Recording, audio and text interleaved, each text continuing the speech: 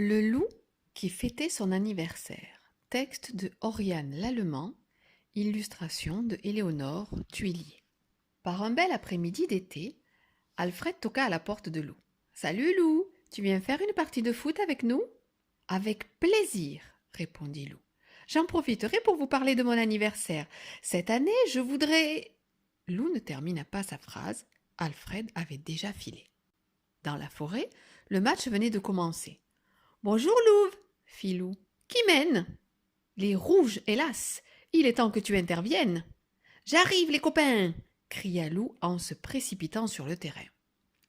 Il y eut un moment de pagaille et puis passe de Lou, dribble d'Alfred, cri effrayant de demoiselle Yeti et but pour les Bleus, youpi! Ce fut un match très serré, mais les Bleus finirent par l'emporter.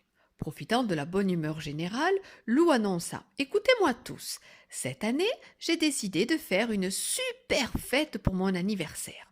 Ce sera samedi prochain à la maison. » Tout le monde se regarda d'un air gêné. « Zut alors !» commença Valentin. « Samedi, je suis invité chez mon copain Lucien. »« Moi, j'ai un match de basket que je ne peux pas manquer. Désolé, » fit Alfred. « Samedi, j'ai mon cours de cuisine, » dit Gros Louis. « Et moi, je dîne avec ma copine Loudivine, » murmura Louve. Lou sentit ses moustaches picoter. Et 1, 2, 3, il explosa. « C'est bon, j'ai compris. Ne vous inquiétez pas, on fêtera mon anniversaire l'année prochaine. Allez, salut la compagnie !» Furieux, Lou partit bouder dans la forêt. Il avançait au hasard, shootant dans les cailloux, les bouts de bois, les... Ping ! Aïe ! Fit Lou en se tenant le pied. « Qu'est-ce que c'est que ce truc ?» Il se baissa pour ramasser l'objet. C'était une drôle de bouteille, toute dorée et fermée par un étonnant bouchon sculpté. Intrigué, Lou examina la bouteille de plus près. Que pouvait-il bien y avoir à l'intérieur ?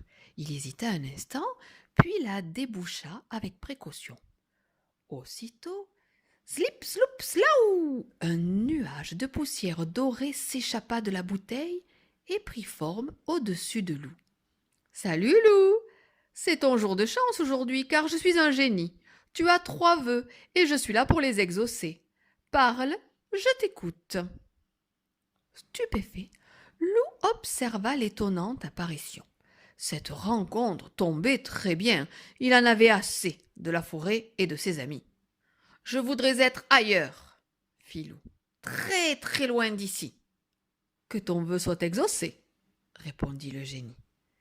Et zlip, zloup, zlaou, tout pétilla autour de Lou et il disparut. Lou reprit connaissance dans une grande plaine rouge, couverte de crevasses et de cailloux. « Bienvenue sur la planète Mars !» claironna le génie. « C'est le plus loin que j'ai trouvé. J'espère que tu es satisfait ?»« Pas du tout !»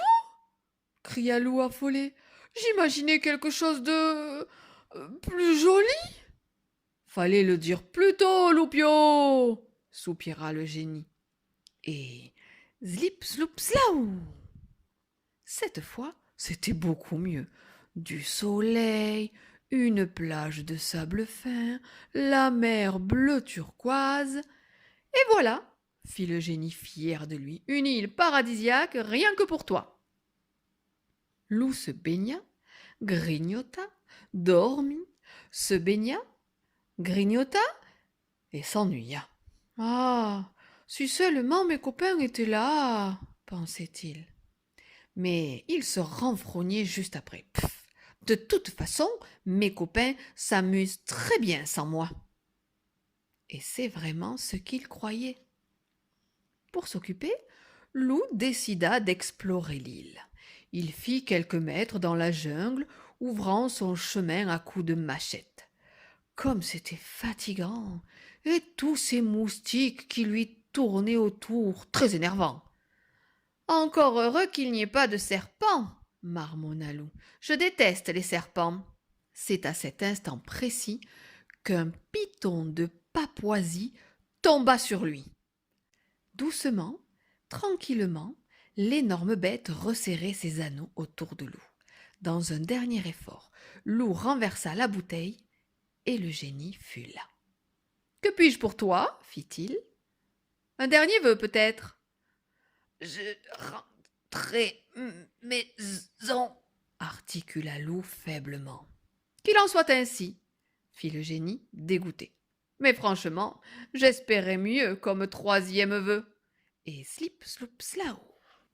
Quand Loup ouvrit les yeux, ouf, il était de retour dans sa forêt. « Ah, te voilà enfin !»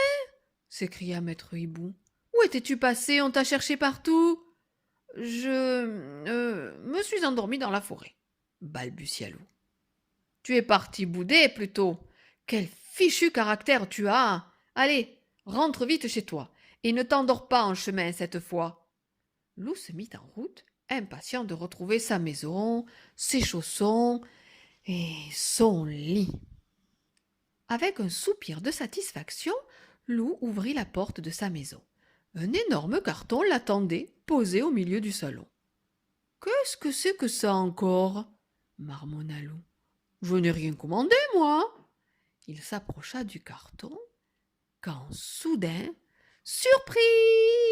Joyeux anniversaire, Loup! Loup fut submergé par un océan de confettis et d'amitié. Il l'avait oublié, mais c'était son anniversaire aujourd'hui. « Et moi qui pensais que vous vous moquiez de mon anniversaire ?» fit-il tout penaud. « On avait déjà prévu de t'organiser un anniversaire, gros nigaud !» rigola Valentin. « Il fallait bien qu'on joue la comédie !» Louve tendit à Loup une petite enveloppe. Le cœur battant, Loup l'ouvrit et lut. « Cher Loup, tu viens de gagner une semaine à la mer avec les meilleurs copains de la terre. Départ après la fête. Tes amis qui t'aiment. » Loup regarda ses amis et sourit. Ce n'était pas aujourd'hui qu'il retrouverait son lit. Tant pis, et tant mieux aussi.